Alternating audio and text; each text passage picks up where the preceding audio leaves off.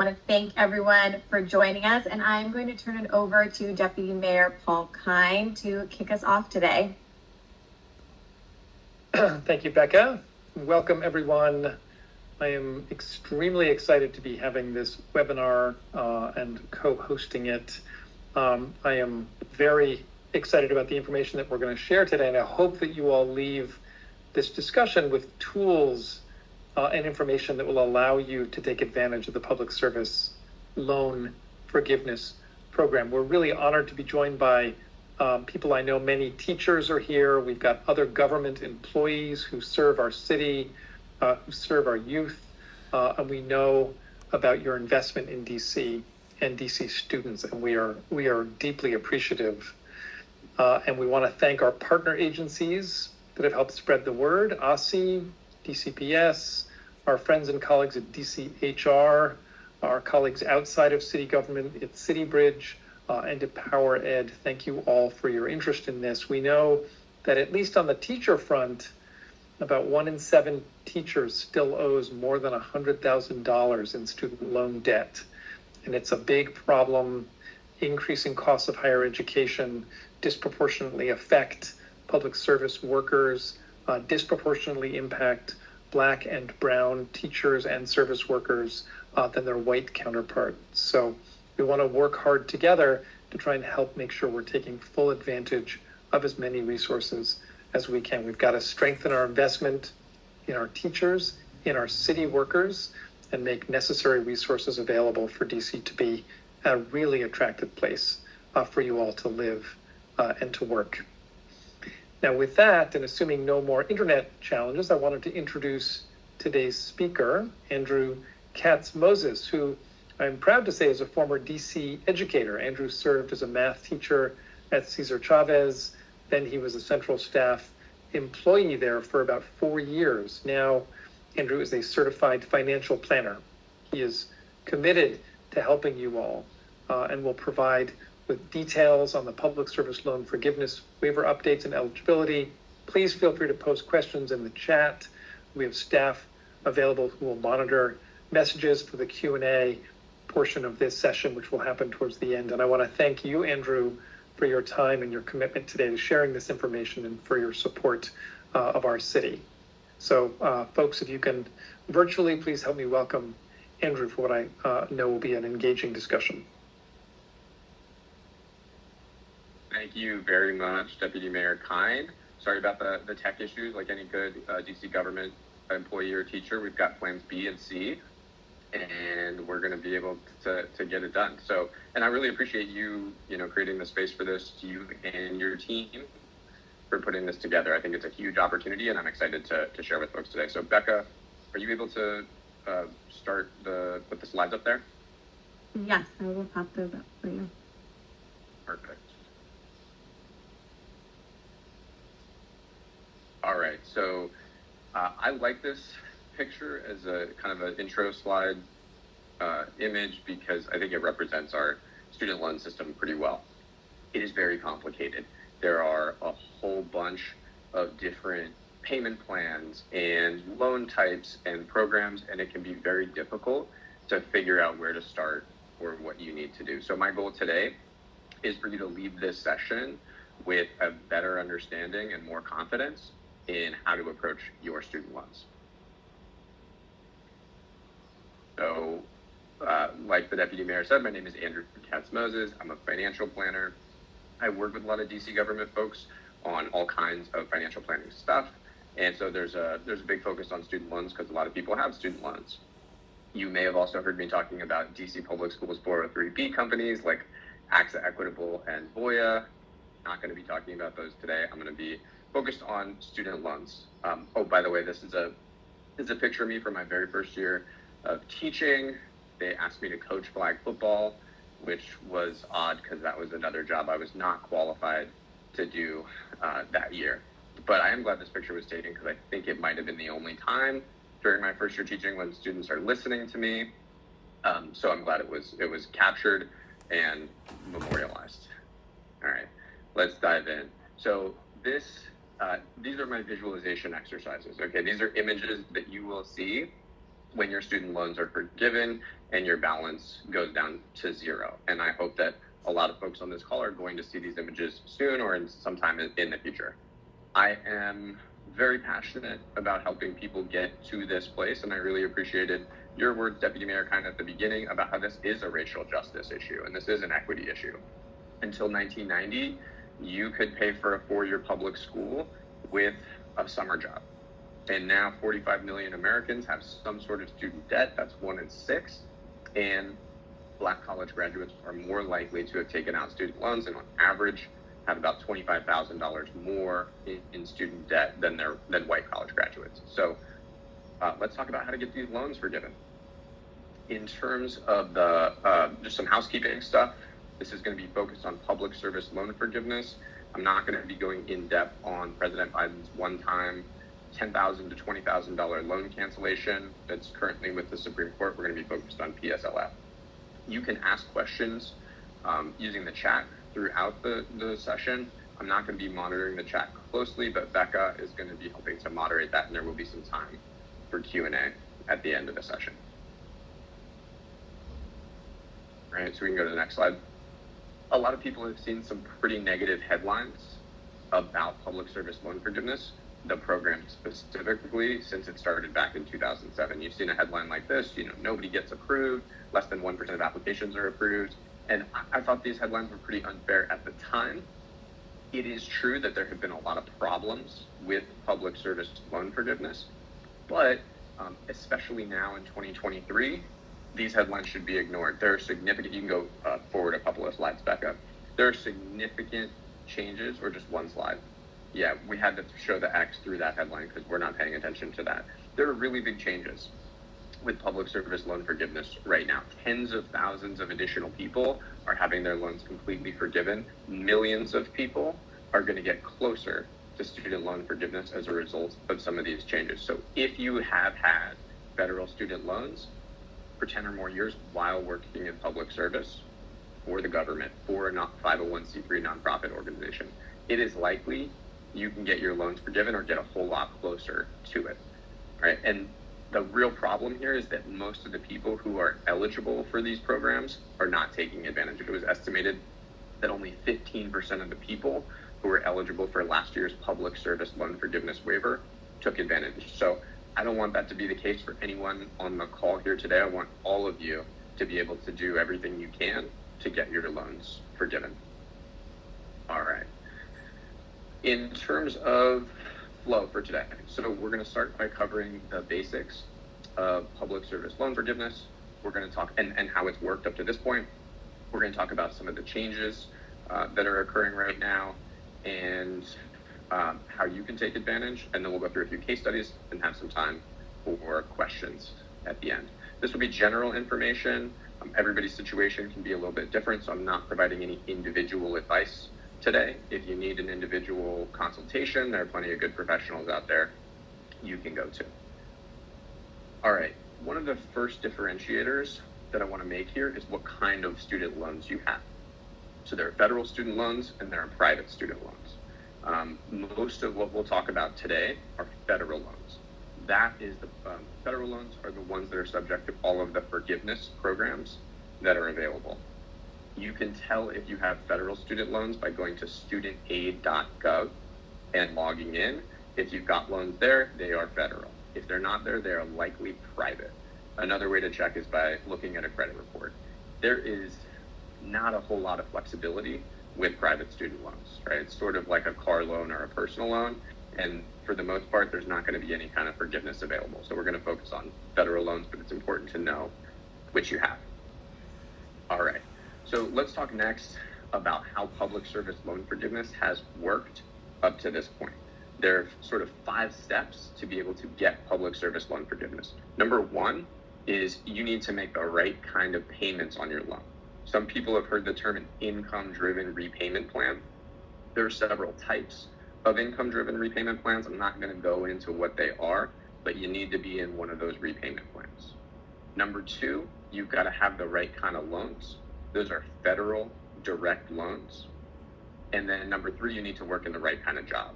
So that's for the government or a 501c3 nonprofit I expect everybody here on this call, if you're working for the government or DC charter school, you are eligible for that third criteria. A lot of people have been tripped up on numbers 1 and 2.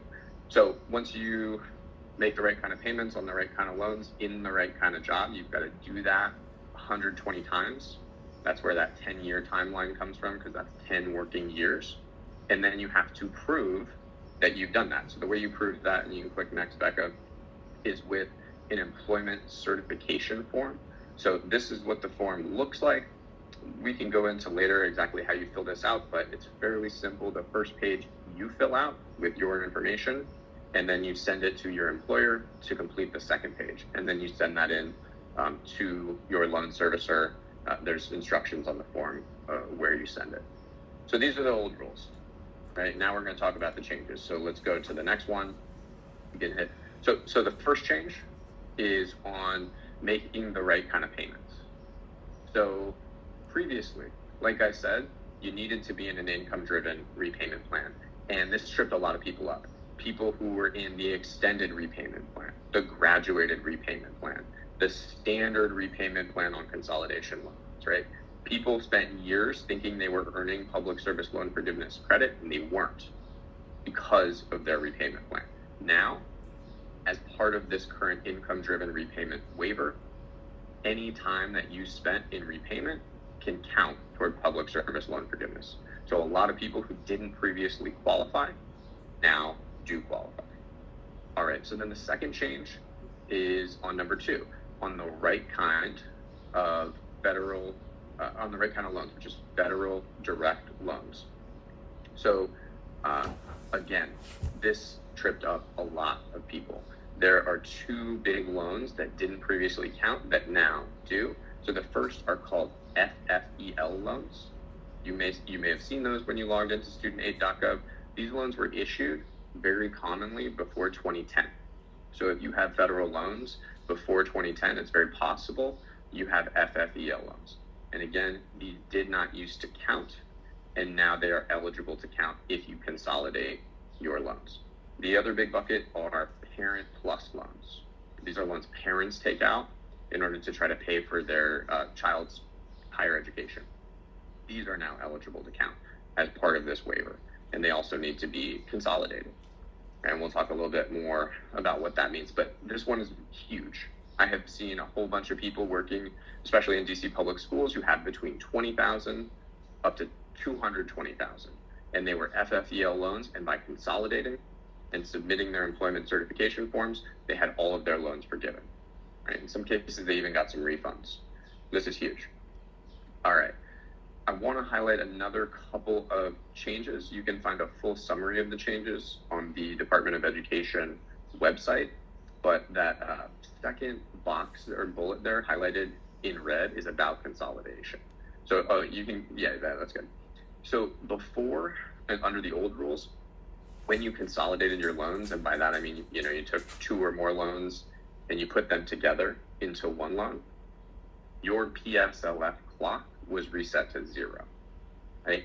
And that language there says that now they're going to count time that you worked in public service before you consolidated. Not only that, they're going to give you the highest payment credit for the loans you consolidated. So what does that mean? That means, let's say I have a loan from 2012, student loan from 2012, and I've been working for the DC government, and I've got 9 years of public service loan forgiveness credit on that loan. And then I have a grad school loan from 2021, and that loan only has 1 year of repayment credit on it. If I consolidate those 2 loans together, my new loan is going to have the higher credit. It's going to have 9 years of credit, and that loan that's only a couple of years old is going to be 1 year away from complete forgiveness. That's huge, massive, right? And that ends at the end of this year. Another couple of things I want to know, especially for the teachers out there, there's something called teacher loan forgiveness. And you can get, if you teach for 5 years in a qualifying school, you can get between $5,000 and $17,500 in loan forgiveness for teaching. It used to be that you could not use those same 5 years for public service loan forgiveness. Now, because any time in repayment qualifies, you can go ahead and submit your paperwork for public service loan forgiveness and get credit for those 5 years of teacher loan forgiveness. So again, all of this expires at the end of the year, all these changes. So we've talked about a couple of tools now. These are the two biggest tools, I think, in your toolbox to be able to take advantage of this program. The first is that employment certification form. That is essential. You've got to fill that out. And if you think you're eligible, you absolutely should be submitting one of those or multiple of those, one for each employer, employment certification form. The second tool is consolidation. That's what I just mentioned. And I want to talk a little bit more about consolidation. So let's go to the next slide. Consolidation is often confused for refinancing. So with loan consolidation, you are keeping your loans within the federal system. With refinancing, you are removing your loans from the federal system. All right, so with consolidation, you are still eligible for all of the forgiveness programs that exist, everything that we're talking about today. If you refinance, you lose eligibility for student loan forgiveness, right? So we can keep going here, a couple more. When you consolidate, you can just fill in the rest, Becca. We can just go through them. When you consolidate, your interest rate stays the same, and it's possible you can get a lower interest rate if you refinance. Consolidation only happens on the U.S. Department of Education website. That's studentaid.gov. So if you're consolidating, be very careful, very sure you are on studentaid.gov. You don't want to be on any private company websites, because then you might be refinancing. And most people right now should not be considering refinancing their student loans, right? Consolidation could be a really powerful tool. Refinancing, I would be very careful and very hesitant to do that at this time. All right, let's get a little bit more specific about who should be consolidating their student loans in order to get public service loan forgiveness. So number one, anybody who's got FFEL loans who is working toward loan forgiveness. FFEL loans can be eligible, or the payments that you made can be eligible, but they need to be consolidated in order to become eligible. All right, so that's number one. Also, anyone who's got loans on different PSLF timelines, right? Because if you consolidate, remember, you get that higher payment count. So like I've seen people who have loans from 2008 and 2019, and by consolidating, they got both of their loans completely forgiven. So that can be a very powerful strategy. Okay, so let's go to the next slide. Who should not be consolidating in order to get public service loan forgiveness? So when you consolidate, you have to update your income to get a new income-driven repayment plan amount. So for most people, the last time they had to recertify their income was 3 or 4 years ago. So your payment, if you give your updated income, is going to go up. So if you don't need to consolidate, it's probably not in your best interest to do that. So people who should not be consolidating are your loans have the same PSLF timeline. You know, either you took them out at the same time, or you've had them for the entire time you've worked in public service, all of your loans. If you have no FFEL loans and your income's gone up since the last time you certified. So in that situation, you may not need to consolidate, and if you do, your payment might go up. All right, I want to talk through a couple of other tips for this income-driven repayment waiver. Number one, certify your employment for all the periods you worked in public service. And the way that you do that is you fill out the employment certification form. You can do that manually. You can go a couple more back up. So you can do that form manually by searching employment certification form. It'll be the first Google result. You fill out the first page, send it to your employer. For DC government employees, I know some agencies have their own processes. Like I know DCPS uses QuickBase, but DCHR gave a couple of email contacts that you can use to send in your employment certification forms, and they can complete them for you so that you can send them in and certify your employment. So if you've applied before and you've been rejected, either because you did teacher loan forgiveness or for some other reason, try to go back and see if you can figure out what you missed so that you can apply again. All right. So we can go to the next slide. I want to make a few other notes about what's happening with student loans. As a lot of people know, payments are paused for federal student loans, and interest has been frozen for over 3 years, going all the way back to March 2020.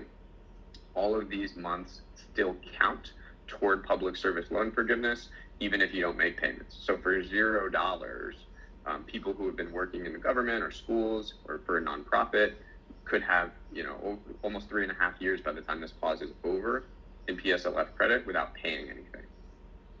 It is very likely these payments are going to restart in September, and interest is going to begin to start back up again August 31st, right? An important thing to know that I still find a lot of people don't know is that you can get refunds for any payments that you made going all the way back to the very beginning of the payment pause. So if, for example, you've been making payments because you thought, hey, I have to make payments in order to get public service loan forgiveness credit, or you were making payments not realizing you were eligible for loan forgiveness, you can call your loan servicer. And I put some language in here that you can use with your loan servicer, because some of the servicers have changed, to get the biggest refund of your payments that you can get. All right. Another note is that a lot of servicers are changing. If you've been in the public service loan forgiveness program for a little while, you probably had FedLoan as your servicer. Those loans have all moved over to Mohila. Navient is a servicer that has stopped servicing federal student loans. Those have moved to AidVantage. So there's a lot of movement happening right now. And for most people, we probably haven't thought about student loans in a really long time because they've been paused for over 3 years. So I would just recommend make sure that your information is up to date. Make sure that you know who is your loan servicer. They've got the right address. They've got the right email, phone number. And ultimately, when you have to start making payments, they've got the right billing information. All right. And then last note is President Biden announced a new income-driven repayment plan. It's going to be called REPAY, or some people are calling it New REPAY. That is likely to start in 2024. That is going to be really significant. For some people, especially folks with kids, especially people who borrowed for undergraduate school student loans, this could bring payments down by hundreds of dollars a month in many cases. So keep an eye on that, especially if you're pursuing public service loan forgiveness. So I'm going to talk next. Let me just pause there. Let's go through some case studies. All right, I want to walk through 4 different situations of people who, can be eligible for some of these student loan programs happening right now, and how they can take advantage of these situations. All right, so let's talk about number 1. Let's talk about Devin. All right, so Devin graduated in 2017 with $60,000 student loan debt. He started paying his loan right away in December 2017 on the extended repayment plan. And he's been working at DCPS since 2017. So using what we've just gone through on student loans, what should Devin do? Okay, I'm going to look at the chat here. Let's see if anybody knows what Devin should do. Other than paying his loans, Devin hasn't done anything.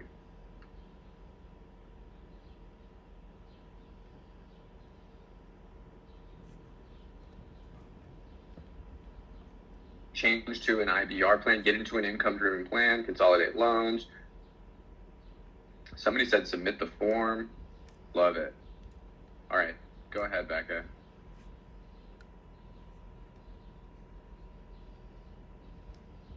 Yeah, so number 1, he needs to fill out the PSLF employment certification form. That is huge. That is huge, because he hasn't certified anything yet. Right, and he is on the extended repayment plan, and a lot of people identified that he needs to be on an income-driven plan going forward. So that is exactly the right 2 steps. He needs to fill out that form. He needs to get into an income-driven plan. And even though he didn't qualify before because he was in the extended repayment plan, he's going to get 6 years of credit. Somebody else said stay for 4 more years. Yeah, exactly. And some people said consolidate his loans. He could, but Devin doesn't really need to, because all of his loans are on the same PSLF timeline. It doesn't say anything about FFEL loans, and he probably doesn't have them because they're from 2017. But I like the idea. It's probably not going to hurt him to consolidate, because he's going to have to recertify his income. Okay, let's go to the next case study. All right, case study number 2, Janice. Shout out to my Ward 4 council member. Graduated in 2012 with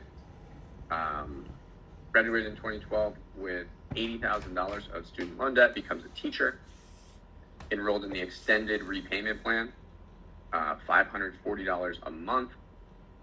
And in 2017, Janice applies for $5,000 of teacher loan forgiveness. So that gets her loans down to over $72,000. So what did Janice do wrong so far? What did Janice do wrong in her strategy so far? We're not going to blame Janice because the system's very complicated, but knowing what we know now.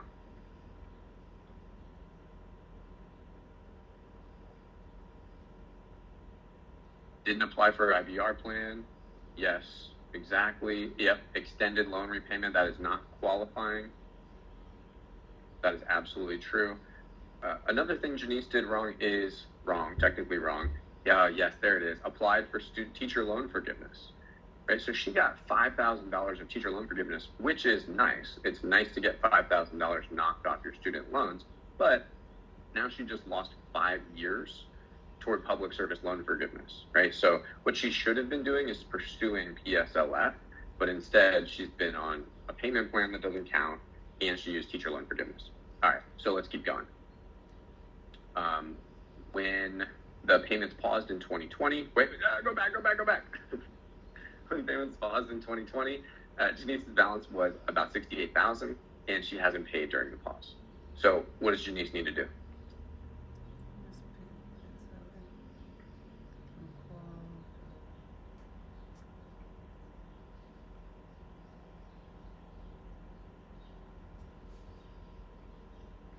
What does she need to do? Get on an income-driven plan, maybe. Reapply. Thank you. Apply PSLF. Send in the form. Complete the form. All right, let's go ahead, Becca. All she needs to do is complete the PSLF employment certification form. Because when did she start paying these loans? Back in 2012. She has over 10 years of payment credit. She just has to certify her employment. She doesn't even need to get on an income-driven plan because she's already got the 10 years of credit. So she's going to get full forgiveness of the whole $68,000 of student loans, right? She doesn't need to get any more credit. So that's awesome. Congrats, Janice. Yes, we love to see it. Let's go to the next one, Becca. All right, let's talk about Krista. Krista graduates in 2009. She's got $35,000 of FFEL loans. Your alarm bell should be going off right now about those FFEL loans because we know what? Those FFEL loans are not eligible. So she starts working at DGS, and she enrolled in income-based repayment, and she had a fairly low student loan payment of $150 to $225 a month for 10 years, from 2009 to 2019. All right, and some of you have seen this. When you have a low payment, that interest barely gets dented, right? And so her balance barely decreased down to $32,000. So in 2019, she applied for public service loan forgiveness, and she was rejected. Why was she rejected? Because of the FFEL loans. Boom, got it. All right, let's go next, Becca. Okay, so in 2019, she said, all right, I'm going to consolidate because, again, FFEL loans are, I'm seeing somebody say they can't see the screen. Can people see the screen? Okay. So in 2019, she consolidated her loans in order to make them eligible. And she got a big pay increase, and she was like, all right, I barely paid these things off, and so I'm going to start paying aggressively. So in January 2020, she starts paying $700 a month. She gets her balance today all the way down to $3,000. So what should Krista do? Let's see what people say. There's a lot of different pieces of knowledge. See, we scaffolded it because we're, a lot of teachers are here. We're scaffolding it. Refund. People are saying refund. Love it. Yes, you can get a refund. What else does Krista need to do?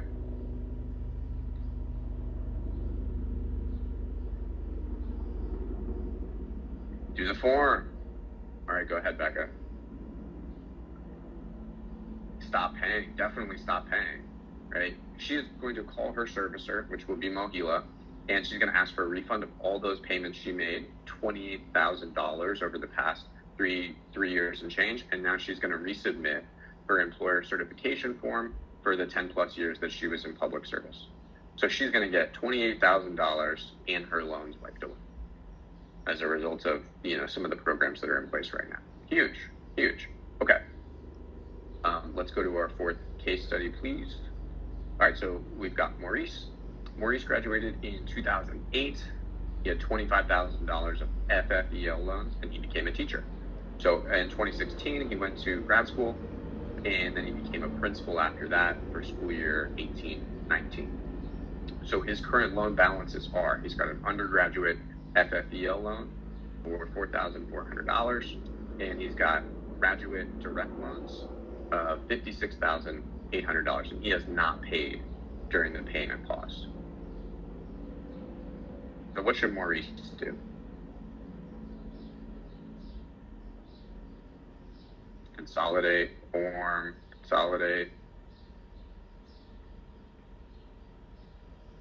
apply for PSLF.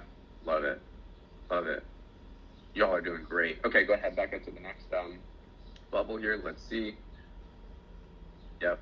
So Maurice needs to consolidate his loans because the FFEL, you can get credit for those payments, but you need to consolidate first. And when he consolidates it with those grad direct loans from 2016 to 2018, they're going to give him the higher payment credit. And that old loan from 2008 has way more than 10 years of credit on it.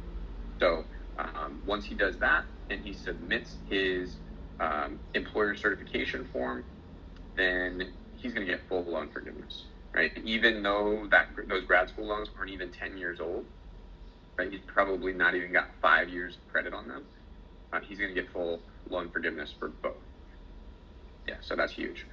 All right, let's go to the next. We can talk about, I'm going to share some other resources, some notes, and then we can move on to Q&A. So this is a link to the studentaid.gov page about this IDR account adjustment, the debt relief announcement. There's a couple of other links in there. Student Loan Planner is a good resource for student loan updates, things that are happening with student loans. There's free calculators and stuff on there, and they also do student loan consultations. And then the last link is to, especially for borrowers who are currently in default, if your loans have fallen into default, there's a program right now to be able to get out of default and have that default taken off your credit report. So that's great. And then let's go to the next slide. Some final notes before we move into Q&A. Again, this waiver expires at the end of 2023, but the process moves slowly, right? You can expect months of delays between when you send in the forms or when you consolidate and when those steps happen. So I would really recommend getting on that as soon as possible because it can be messy and it can be time consuming.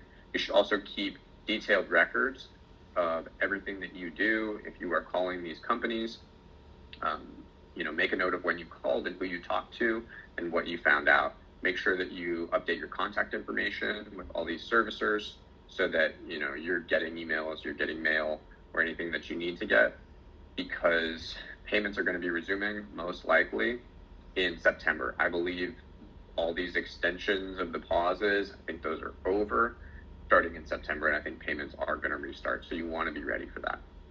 And then last, there are a lot of great people out there who know student loans really well and can do consultations for you if that's something that you need. So that's something that you can consider. All right, let's move on to, you can go to the next slide, we can move on to questions now. I'm seeing a lot of them in the chat. So what do you think, Becca? Where should we start? Yeah, thanks, Andrew. I've been pulling questions from the chat as we've been going. So folks definitely feel free to continue to pop them in. I thought we could start with questions that came up from the scenarios while I still have the slides up, and then I'll go back and pull from other questions. So Andrew, one question that was asked was around Devon, and I'll go back to their case scenario. The question was, what if they did forbearance or deferred? Yeah, great question. So forbearance there's another big opportunity to get forgiveness with forbearance. If you actually go all the way, can you go back a whole bunch of slides? Like, keep going. That one. Yeah. 2 more forward. Go forward a couple more. Yeah, so the next slide after this. So I think it's a little small. Yeah, one more. Yeah, that one.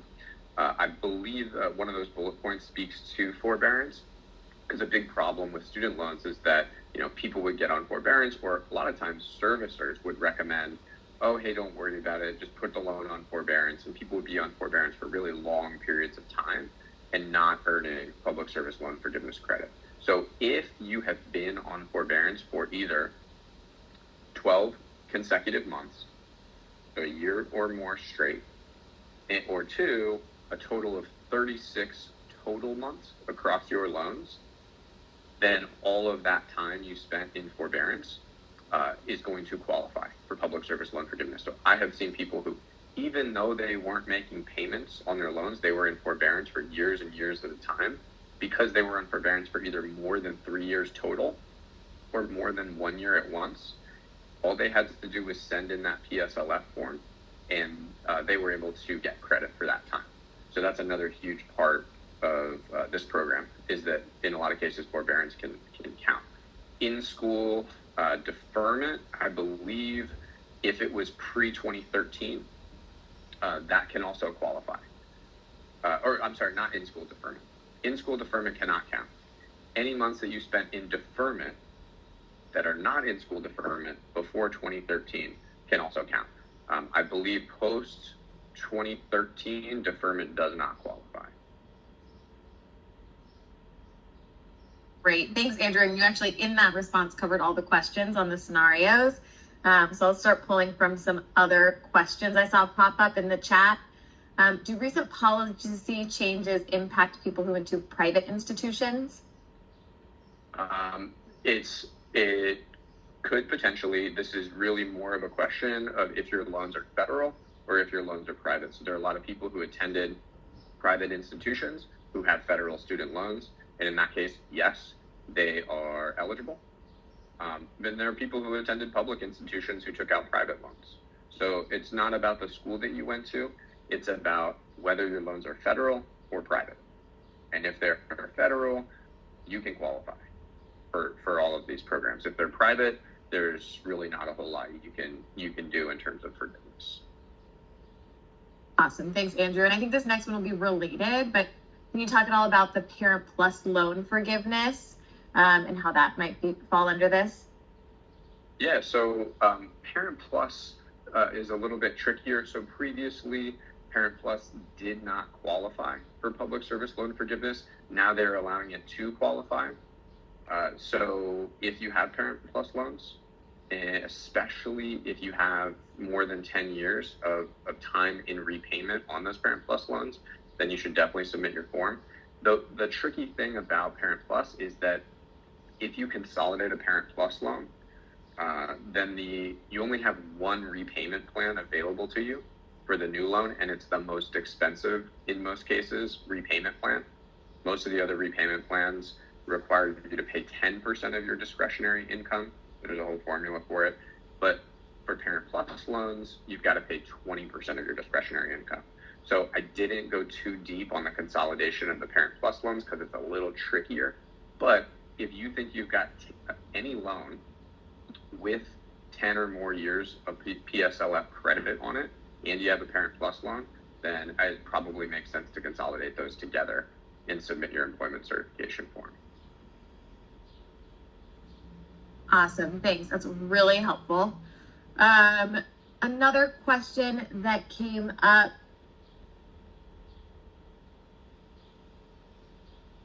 is, let's see, how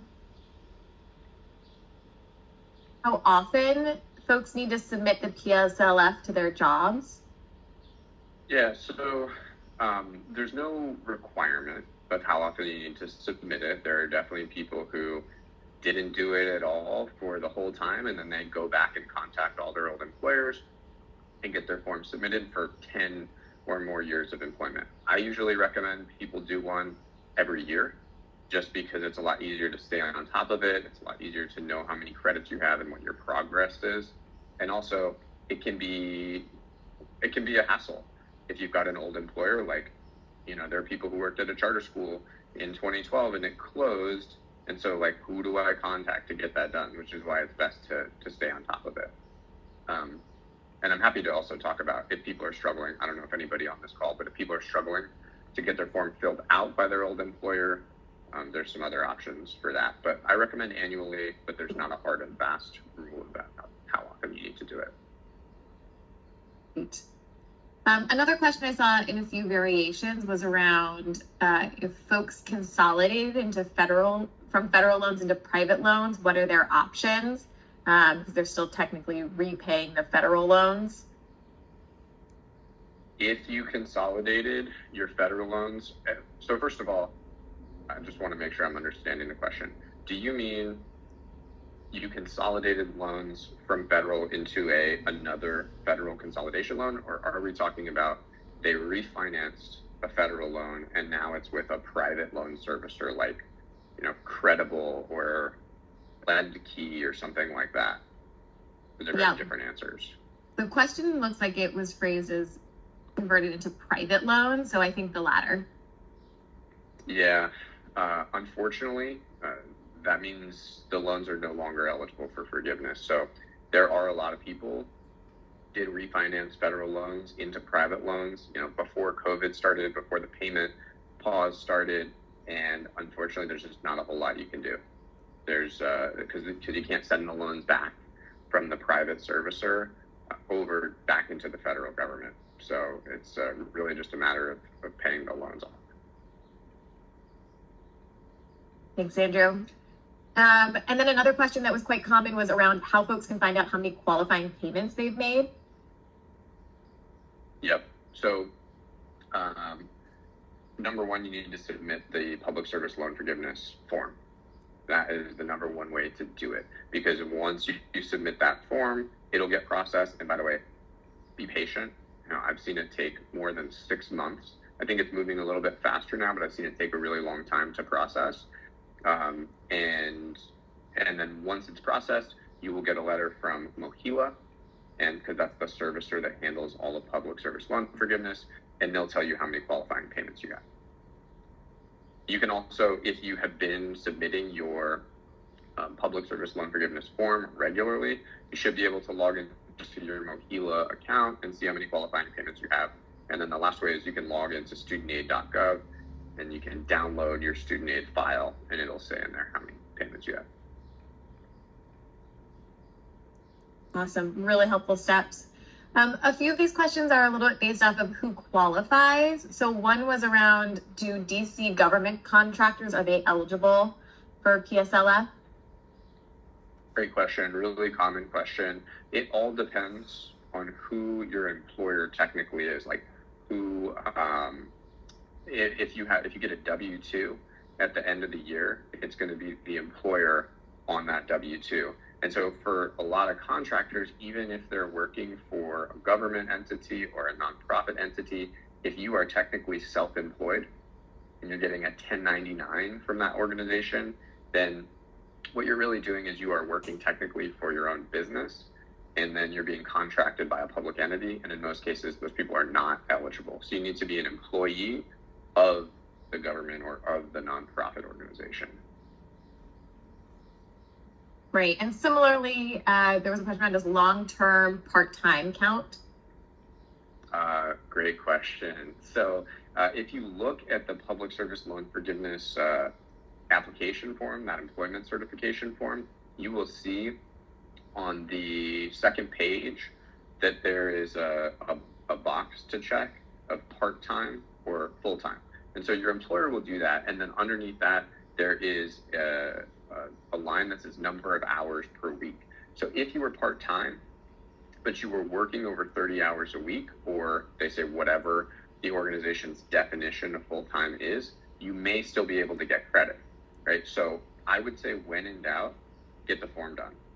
Get the form done, talk to the employer, and if you were part-time, but you were working, 30, 35 plus hours a week on average, like for example, let's say you were a substitute teacher and you were working enough hours to be considered full-time, yes, you can get credit. Another example where part-time can qualify is if you had multiple part-time jobs with nonprofit or government organizations, and altogether the hours added up to more than 30 hours a week. So, if I work for the DC government part-time, and then I also work for a nonprofit full-time or part-time, and I do 20 hours a week with one and 15 with the other, I do a form for both, and I can get credit for that time.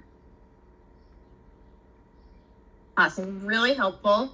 I've seen this question pop up a few times in different iterations, and it's around if folks served in a government role before they took out the student loan, does that count towards the time?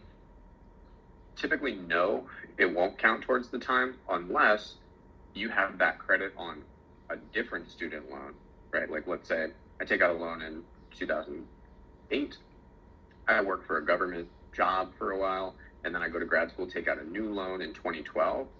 I can get credit on the newer loan for the time from 2008 to 2012. I just have to consolidate the loans together. Awesome. There was a question around if folks were in grad school during the loan pause, how that impacts their options. Yeah, so it somewhat depends.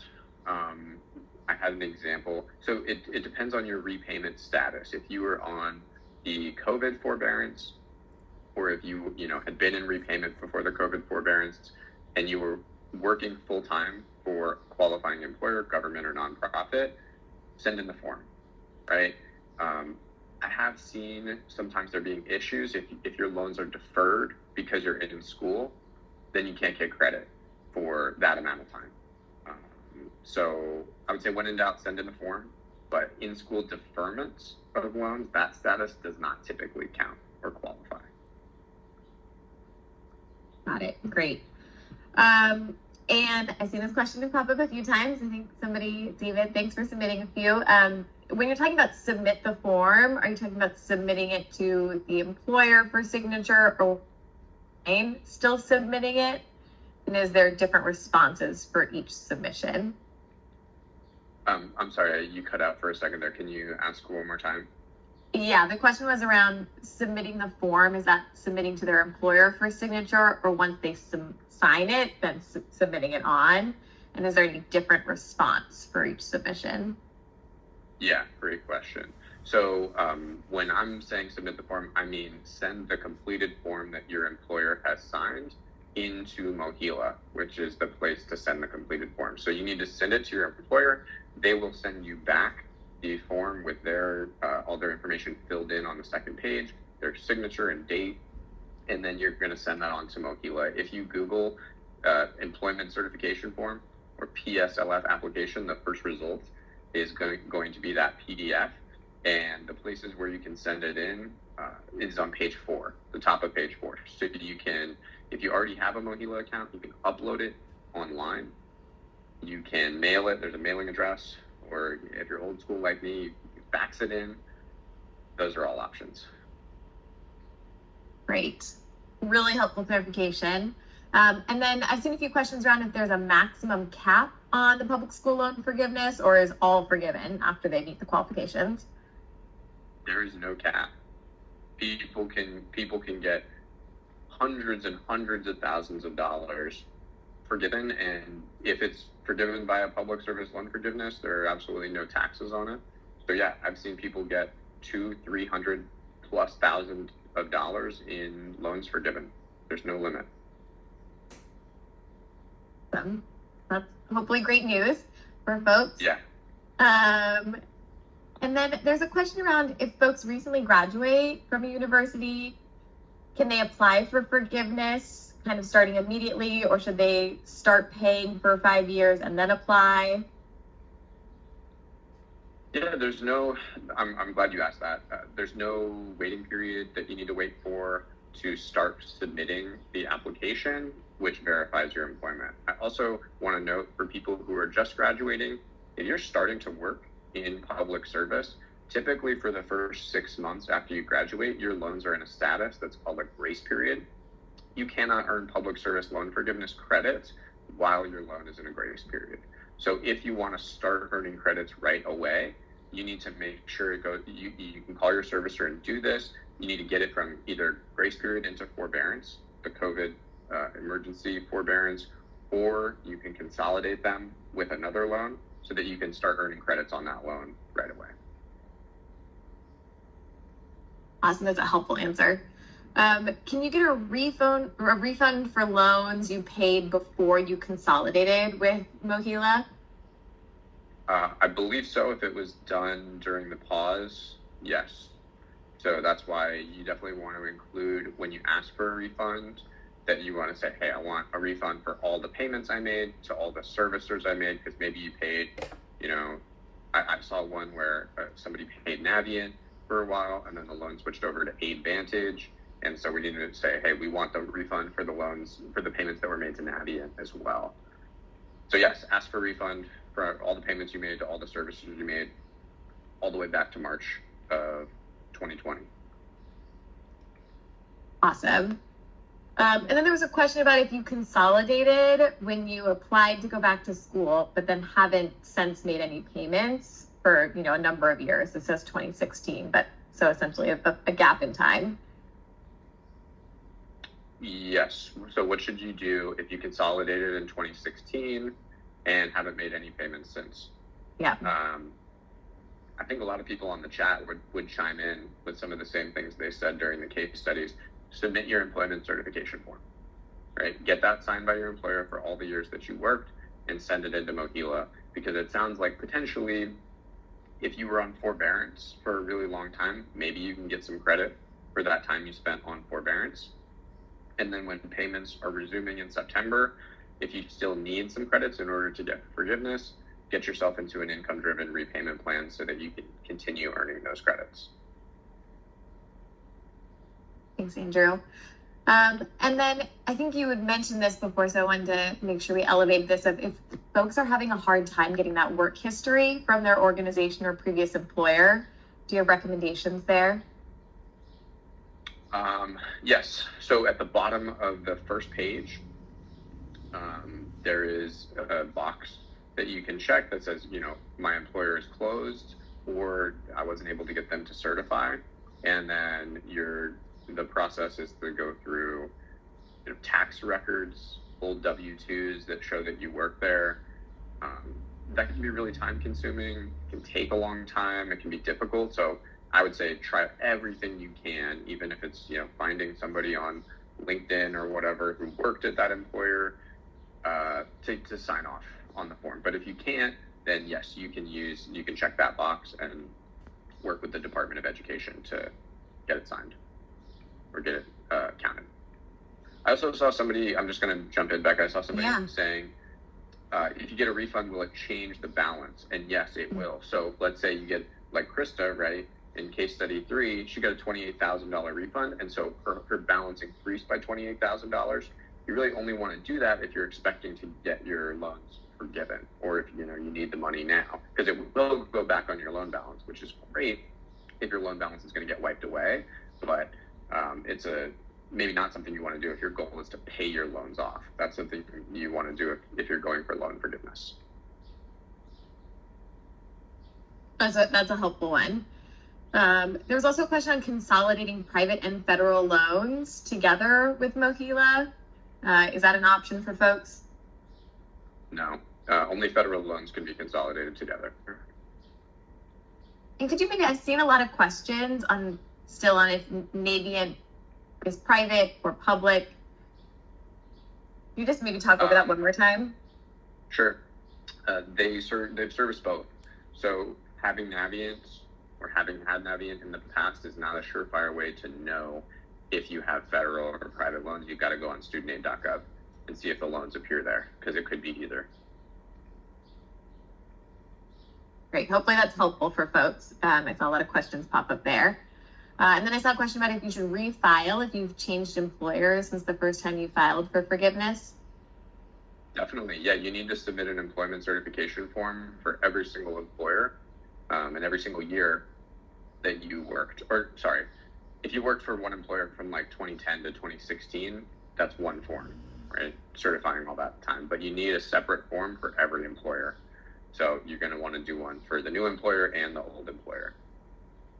Awesome. And I'll likely try to get to one or two more questions, but Andrew, could you maybe just talk back over how long this information is valid through? I saw a question on, is today's information only valid to December 2023? So maybe just a quick summary of what's valid and for how long. Yeah, so a lot of the changes that we mentioned that are allowing you to get credit for any other repayment plans, for FFEL loans and Parent Plus loans, the fact that you can consolidate and get whatever the highest payment loan is applied to the new loan. Those are changes for just 2023. They're set to expire at the end of this year. Starting in 2024, it's going to go back to the old rules that I mentioned, where you got to be in an income-driven plan. Only the federal direct loans are going to count. If you consolidate, your loans go back to zero, or your loan payment credits go back to zero. So you want to take advantage of all of this year, and I'd recommend getting started right away. Awesome. Hopefully that's a helpful clarification for folks. And this will likely take us to the last question, but can you just talk a little bit around if folks have undergrad loans and grad loans? Sounds like maybe some loans are consolidated, some are not. So some are with Navient and others might be under the studentaid.gov. So any advice there?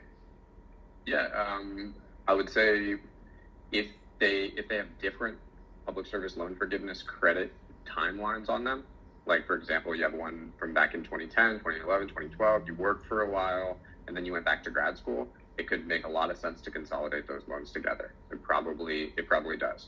And again, there's not a limit to how many times you can consolidate. So if you have some that are consolidated and others that aren't, you can still consolidate those loans together into a new loans. Again, if you have private loans and federal loans, you're not able to consolidate them together.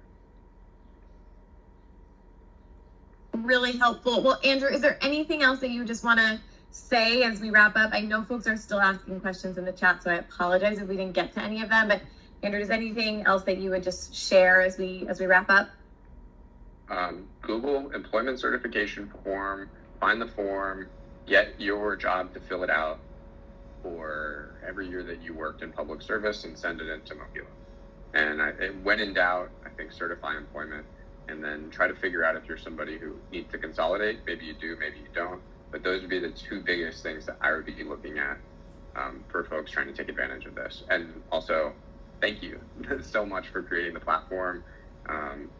The people on this call are doing super important work for Washington, D.C. and our communities. And I just want to make sure that everybody who can get rid of these student loans and be able to do things that are, be able to do better things with their money that they want to do for themselves. And Andrew, thank you so much. I'm seeing a ton of thank yous in the chat around how helpful this was, particularly the scenarios. I think everyone on this call has so appreciate your time. And I know us at the DME really do. This has been so wonderful and extremely helpful. A lot of folks asked in the chat. We will be sharing out the recording and along with that, the PowerPoint. So hopefully that's helpful to review. And we know there was a lot of demand for this. So folks that wanted to join that weren't able to. So we'll also share out if we have any other future opportunities to learn about similar information. So a big thank you to everyone taking time to join us. I hope you're walking away with helpful information. And again, Andrew, just thank you so much for all your time and information. Yeah, thanks for having me. Thanks all.